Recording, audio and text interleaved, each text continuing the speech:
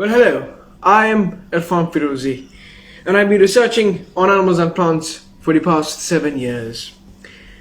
As I mentioned earlier, I'm writing my book, and as I recall those long past memories, I'm really shocked by the impact we are having on the planet. Just imagine, in 11, 12 years, the wildlife and nature populations, as I remember, has dramatically decreased. People no more see the natural world. They don't understand and they don't feel that we are a part of this unique web of life. Our relationship with the natural world is broken. Relationships, however, may change. The climate crisis, biodiversity loss, health crisis, and human lives all are interlinked with each other. Yet we don't see or understand them. We don't see much. We only see this far, and it is dramatic.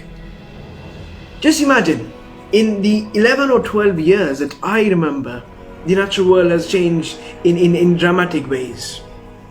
And just imagine, the life on our planet of Sir David Attenborough was his whole witness statement of what he has seen in the past 60, 70 or more years. Just imagine, when I'm telling just in 11, 12 years, I'm shocked that all those memories I recall sound just like a dream. Just imagine, in the 67 years, how much has the natural world changed? The amount of concentration of CO2 in the atmosphere and all these dramatic impacts. Now, there have been maybe some points of time where David Attenborough has been in a place which today and now is run by human civilization. But on those times, the very place was filled with a diversity of life. We must understand that because we are living in cities, we are far away from the natural world. That doesn't mean that we are not a part of it. We are a part of this unique system that shares all life on Earth. However, we depend on nature, and nature does not depend on us. We are at the point of top. We are here, and all the creatures on our planet are scattered here and there and fall under us. And we are dependent on all these unique creatures, from birds to gazelles to microorganisms, tardigrades, bacteria, plants, mosses. All these unique extraordinary creatures are what makes the web of life function. And we call this the biological diversity. Yet we are here. We are here as the most top predators. Without our existence, all the other links in the web of life here would flourish in a much faster rate and in greater numbers, and nature would recover in extraordinary ways. However, we ourselves depend on this unique world. When we spoke about ecosystems, it's a place where different animals live together, different creatures live together. Yet an ecosystem is a healthy ecosystem when everything else within it is healthy too. Plants, fungi, insects, mammals, birds, all these things make up the unique world that we live in. Of course, much more creatures. And yet each have an important role to play. From the both poles, the Arctic and Antarctica, helping us to restore the conditions of our climate.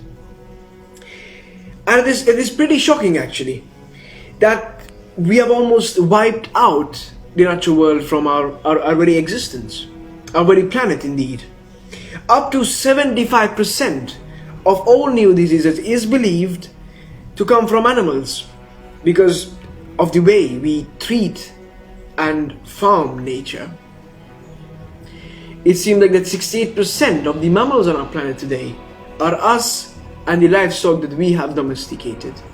Only 4% is everything else. Lions, tigers, monkeys, pandas, and all the rest of the mammals are only 4%. Yet these are results of cutting down forests, dealing with animals and nature in the wrong way, and destroying habitats, and of course much more. It is pretty shocking. The natural world is very important. We need it in our daily lives. We are as dependent on it as the air we breathe, the food we eat, and the water we drink. Because all these indeed come from the very natural world. If we don't have the natural world, if we destroy and kill the natural world, we have killed our air supply, our food sources, our water sources, and much more. Yet 83% of the world's agricultural land is used for feeding livestock that we eat. Yet those livestock actually only provide us with 18% of our body calories. And they themselves have a huge impact on our planet. The average cow, for example, produces from somewhere between 250 to 500 liters of methane a day. Globally, livestock are responsible for creating huge amounts of greenhouse gases. The methane is equivalent to 3.1 gigatons of carbon dioxide into the atmosphere annually. It has a huge impact. Yet nature is our greatest ally, because we depend on it, and if we save it, it has got an extraordinary power of regeneration. I have seen it myself. If we start planting trees and taking action, the natural world can actually recover. Yet before we get to the tipping point, after we cross the tipping point, a timer is set in which we have very less time to take action. And once we cross the deadline zone, we are doomed, and our planet itself is doomed as well. There has been 5 mass extinctions on our planet, and we are now causing the 6th mass extinction. Holocene, of course, was the geological time where the temperatures varied between 1 degrees or -1 degrees, and it was a stable planet. And it was stable because of the stable wildlife and nature that was around us. But now, due to our forces on the natural world, though that stage is over, we have entered a new epoch, the Anthropocene, the age of humans, because we now determine how nature survives. Yet I still stand on my words. Nature exists in the most unexpected places. It exists everywhere, but we must give it the right chance, because it can recover. The both poles, as I mentioned earlier, help us to fight against climate change. They reflect the sun's heat, acting as a cooling agent for our planet. Yet as the climate turns warmer, those very poles melt. And as they do so, instead of cooling the planet, they actually warm it. So we can say, saving nature, saving wildlife, saving biodiversity, saving our planet is indeed saving ourselves. And the second biggest thing that we all can do is avoiding waste. Waste of all types. Waste of food, waste of water, waste of energy, and much more. And the second most important thing which we all can do is to move towards a plant-based diet. And by doing so, we could actually save up to 8 billion tons of CO2 every single year.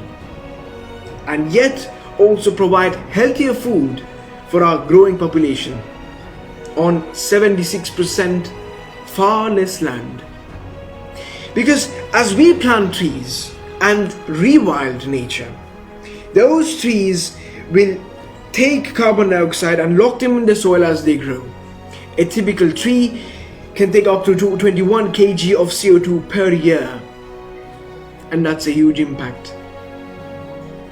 There are many other ways in which we can help the planet. One of the biggest ways is understanding the natural world, saving it, because nature can recover. It exists everywhere, but we are pushed into different corners. And yet if we save it, we have actually saved ourselves.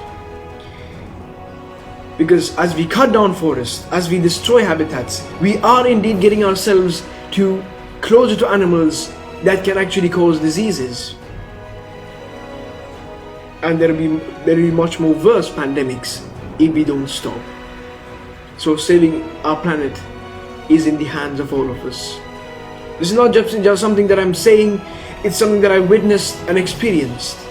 And these were shocking and surprising when I'm recalling those memories from my time when I was 4 or 5 or 6 years old. Then now the natural world is dramatically changed. That's just 11, 12 years ago. Just imagine in the past 60, 70 years how much wildlife we have lost. Let me know what changes you have seen happening to the natural world.